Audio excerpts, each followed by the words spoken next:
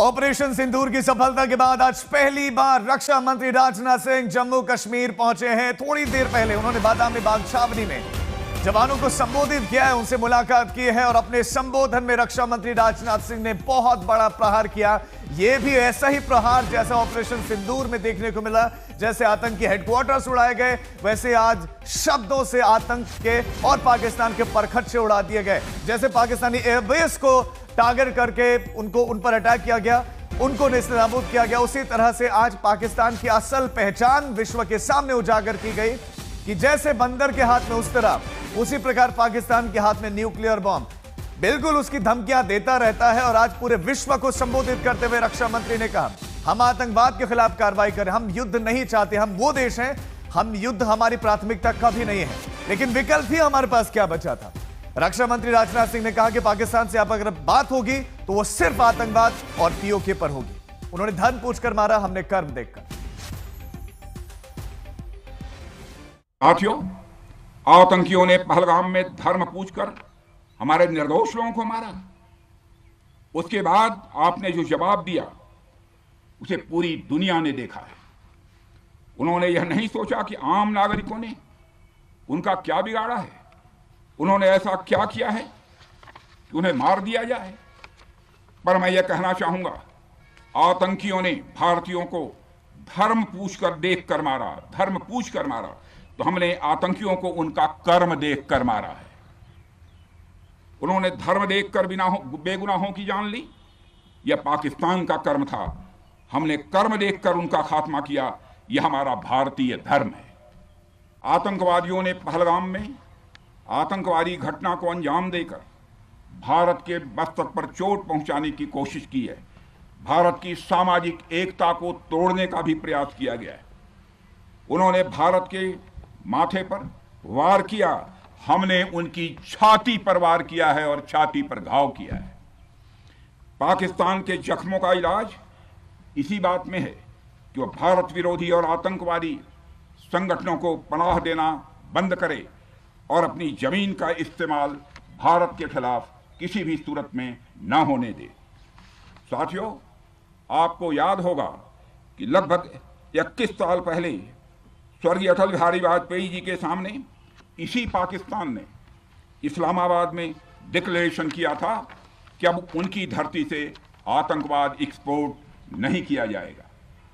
मगर पाकिस्तान ने भारत को धोखा दिया है, पाकिस्तान ने भारत को छला है और आज भी वह धोखा दे रहा है।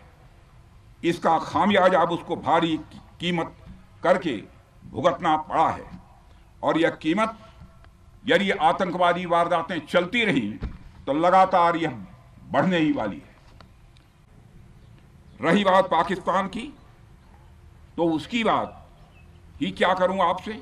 वह देश तो मांगते मांगते अपनी जहालत से एक ऐसी हालात में आ गया है कि उसके बारे में यह भी कहा जा सकता है कि पाकिस्तान जहां भी खड़ा होता है वहीं से मांगने वालों की लाइन प्रारंभ हो जाती है।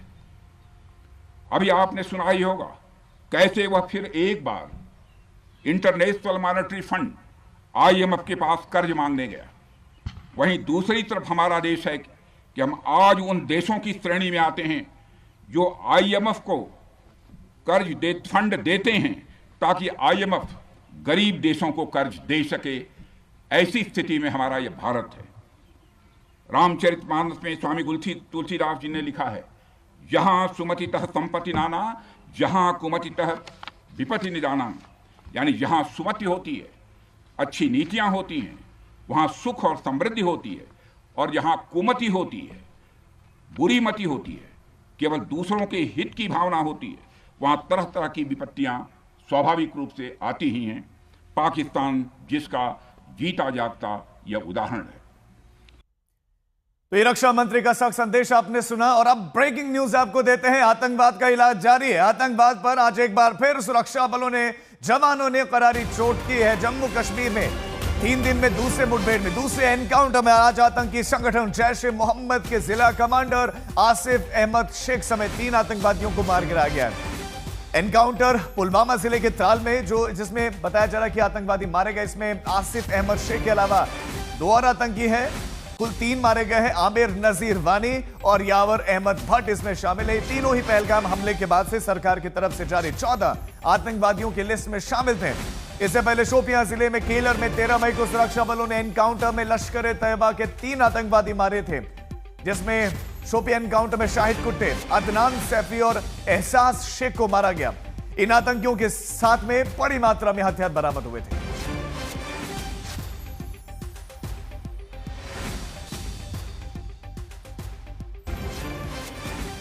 मंगलवार को 3 मारे गए थे और आज 3 आतंकवादी और ढेर कर किए गए हैं। मीर फरीद हमारे संवाददाता हमारे साथ जुड़ गए। मीर, ये 3 जो आतंकी हैं, ये जो ढेर हुए, इनके बारे में तो बताएं और एनकाउंटर का अपडेट दें कि क्या समाप्त हो गया या चल रहा है अभी।